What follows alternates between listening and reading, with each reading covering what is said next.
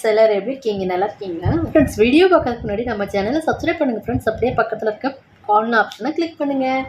எப்போவும் ஒரே மாதிரி இல்லாமல் கொஞ்சம் வித்தியாசமாக. ஃப்ரெண்ட்ஸ், இந்த பார்த்தீங்கன்னா முருங்கைக்காய் கட் பண்ணி வச்சுருக்குறேங்க. முருங்கைக்காவை இந்த மாதிரி ரெண்டாக வகந்து எடுத்து வச்சுருக்கிறேன். முருங்கைக்காய் சீசன் இருக்கும்போது அந்த முருங்கைக்காய் வச்சு சூப்பரான டேஸ்ட்டில் ஒரு குழம்பு செய்யலாங்க.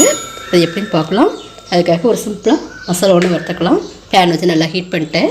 ஒரு அரை ஸ்பூன் ஆயில் சேர்த்துக்கலாம். இப்போ இதில் ஒரு 20 சின்ன உள்ளி உரிச்சு வச்சுருக்காங்க. இப்போ இதை உள்ள சேர்த்துக்கலாம்.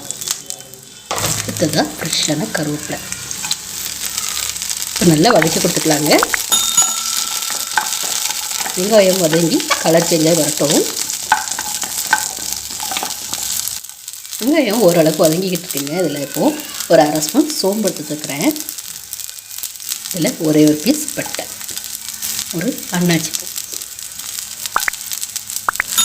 3 கிராம்பு, ஒரு 4 தக்காளி பழத்தை இந்த மாதிரி நறுக்கியிருக்காங்க. இப்போ இதில் இப்போ நம்ம சேர்த்து இந்த தக்காளி பழம் சீக்கிரம் வதங்கி மசிந்து வர்றதுக்காக கொஞ்சமாக கல்லுப்பு, இப்போ இது கூட ஒரு அரை டீஸ்பூன் மஞ்சள் பொடி நல்லா கலந்து கொடுத்துக்கலாம். தக்காளி நல்லா வதங்கி சாஃப்டாக வரணுங்க. அது வரை நல்லா மிக்ஸ் பண்ணிக்கலாம். இப்போ மஞ்சப்பொடியும் உப்பும் எல்லாம் ஒன்று சேர்கிற மாதிரி நல்லா மிக்ஸ் பண்ணிட்டோங்க. நம்ம சேர்த்துன தக்காளி நல்லா வதங்கி வரணும். அதுக்காக கொஞ்சம் நேரம் க்ளோஸ் பண்ணி வச்சுக்கலாம். அப்போ தான் சீக்கிரம் வதங்கி வருங்க. தக்காளி எந்த அளவுக்கு வதங்கி வந்துருக்குன்னு பார்க்கலாம்.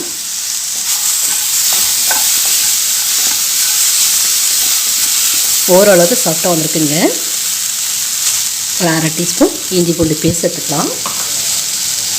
இது கூட ஒரு காமூடி தேங்காய் துருவி வச்சுருக்குறேங்க. இப்போ இதையும் சேர்த்து நல்லா கலந்து கொடுத்துக்கலாம்.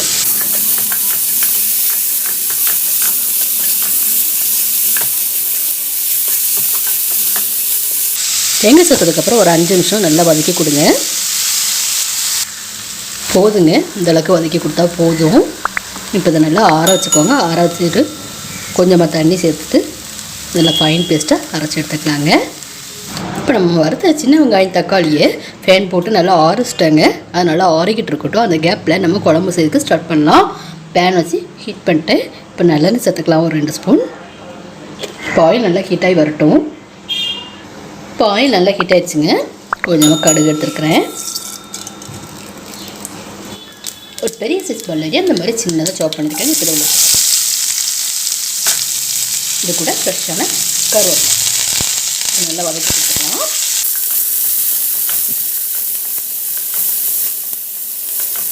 வெங்காயம் வதங்கிட்டு இருக்கும் போதே அது கூட நம்ம கட் பண்ணி எடுத்து முருங்கைக்காய் உள்ள சேர்த்துக்கலாம். இப்போ நல்லா வெங்காயத்தை கூட கலந்து கொடுத்துக்கலாங்க. முருங்கைக்காவை சேர்த்து நல்லா கலந்து கொடுத்துட்டேன். அடுத்தது அதில் ஒரு 3 ஸ்பூன் குழம்பு மிளகாத்தூள் சேர்த்துக்கலாம். இப்போ இந்த முருங்கைக்காய்க்கு தேவையான கல்லுப்பு சேர்த்துக்கலாம். குழம்புக்கு தேவையான கல்லுப்பு வேறு சேர்த்துக்கலாங்க. இப்போ நல்லா மிக்ஸ் பண்ணி கொடுத்துக்கலாம்.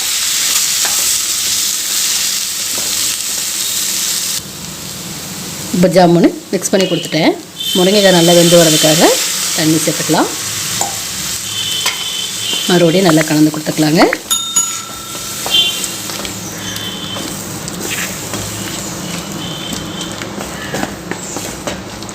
இப்போ நம்ம முருங்கைக்காய்க்கு தேவையான உப்பும் குழம்புக்கு தேவையான காரமும் சேர்த்துட்டோம். அப்போ தான் முருங்கைக்காய் அதில் சூப்பராக வெந்து வருங்க.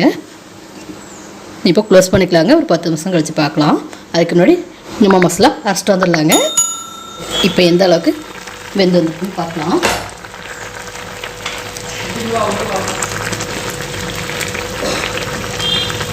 பாருங்கள், முருங்கைக்காய் சூப்பராக வந்துருச்சுங்க. இப்போ நம்ம அரைச்செடுத்து மசாலா உள்ள சேர்த்துக்கலாம். அதுக்கப்புறம் குழம்புக்கு தேவையான தண்ணி. இப்போ குழம்புக்கு தேவையான கல்லுப்பு சேர்த்துக்கலாம்.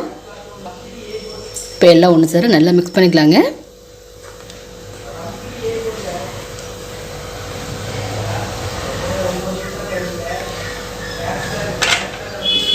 இப்போ முருங்கைக்காய் குழம்பு நல்லா கொதி வரட்டும். கொதி வந்ததுக்கப்புறம் நீங்கள் டேஸ்ட் பாருங்கள். உப்பு காரம் கரெக்டாக இருக்கான்னு, இல்லைன்னா கொஞ்சமாக சேர்த்துக்கலாங்க. நல்லா பாயில் ஆகட்டும், அதுக்கப்புறம் பார்க்கலாம். ஃப்ரெண்ட்ஸ் இப்போ பார்த்தீங்கன்னா குழம்பு நல்லா சூப்பராக கொதி வந்துட்டுருக்குங்க.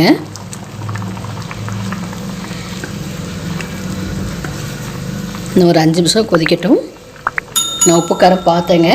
நான் சேர்த்துருந்த மிளகாத்தூளும் உப்பும் பர்ஃபெக்டாக இருக்குங்க. இன்னும் ஒரு 5 நிமிஷம் குழம்பு நல்லா கொதிக்கட்டுங்க. இப்போது குழம்பு நல்லா கொதிச்சு ஒரு 5 நிமிஷம் ஆயிடுச்சுங்க. போதும், அடுப்பை அணைச்சிடலாம்.